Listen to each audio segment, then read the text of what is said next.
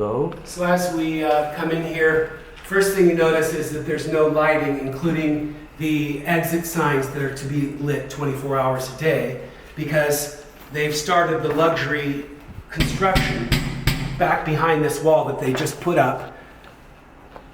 There was a hall going down there with a bunch of other single room occupancies and a shared bath. That's how it was run as an illegal hotel. A very famous, well-known, and profitable illegal hotel. But I digress, because that's not Stephen Kachanian's problem. Stephen Kachanian's problem is he inherited a lot of benefits, including rent rolls that have been falsified, including my tenancy. This is all public record. I'm not making things up. He also inherited an HPD certificate of non-harassment that the inspectors did not want to be granted. In fact, we had Marty Whiteman, when she was the director of the Westside SRO Law Project, wanting to represent all of the tenants together at that time. 5 families, if you will, 5 tenants.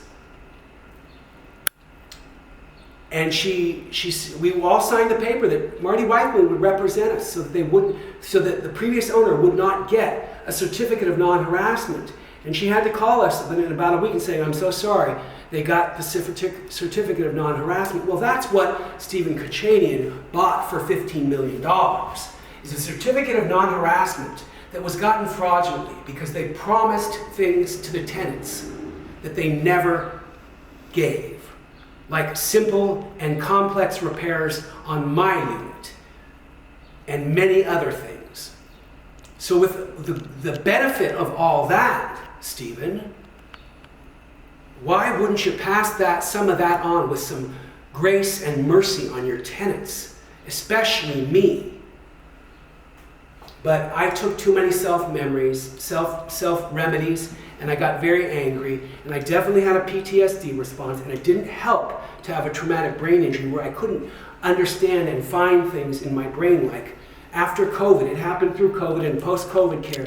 I showed up and I said, listen, I can't find the mechanisms by which I do simple things. And I got the tests and the MRIs, and so there's places in my brain that have had strokes or cerebral vascular accidents. It doesn't always show up. I'm articulate. That and a Metro card will get me on the train. But it doesn't show that I have fallen through the cracks all my life, and that I couldn't function in school, and that I had trauma in early childhood out of domestic violence and abuse that they weren't looking at for someone that tested as a mentally gifted minor. How about that? And fell through the cracks. But it was the 60s. Nobody wanted to confront an angry parent. And if the kid was growing, let him grow in the garden they're growing in.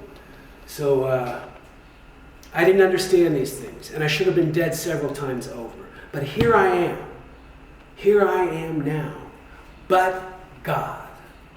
That's all I can say. Forgive my, nothing to forgive, but it's true. But if you want to think about it clinically, how does someone cope all their lives with things and then get a brain injury that really magnifies those things that were never dealt with? And when you have such oppression coming at you, and you have such a system with such the balance of power and the money at stake, Stephen Kachanian, Closed Properties, Blue Sky Management, and all the other LLCs together are treating me the same way, running by the same playbook as Hank Freed and the Impulsive Group. The same, they taking me to housing court, taking me to Supreme Court, all the same things. The way they're treating me, it's the same shit, different flavor. And you can say shit because it's in the Bible. I shouldn't say it in anger, but it's a variation on the same thing. Anyway, come and see the rest of the story.